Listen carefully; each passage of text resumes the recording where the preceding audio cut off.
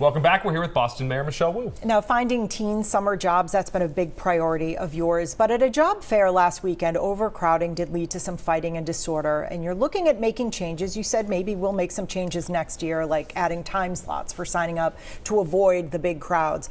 But your opponent has criticized you as saying you should have seen this coming because you knew that there would be a lot of people coming to this. So is it something you should have seen coming? There may be some who are trying to play politics with our young people.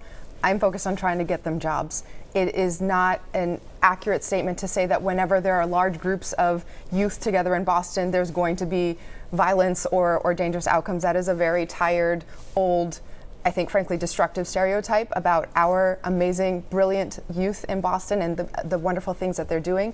So there were Boston police at that location, just like they have been in all previous job fairs. They had to call in additional police. We had a social media incident that between some young people spill over when there was an in-person interaction. No one was seriously injured. We take safety, of course, extremely seriously, and we're going to make sure that everyone has the opportunity to get before those recruiters. But last year, there was one job fair, and we saw so much interest that we planned already nearly 20 job fairs. So this is one of 18 or so more that are happening across the city. And there are additional job fairs happening. Exactly, yeah. At schools, at community centers, and we've already been working with the Reggie Lewis to make sure at this location there's a follow-up one scheduled on May 10th so that anybody who wanted to come to this particular location can come back. We only as got well. about halfway through that.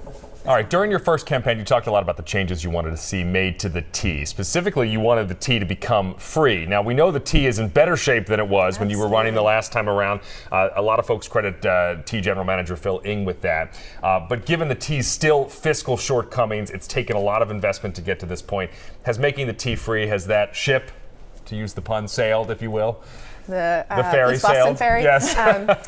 So I would say no, in that I truly believe, and we have the numbers to prove, that when you remove financial barriers from public transportation, everyone benefits.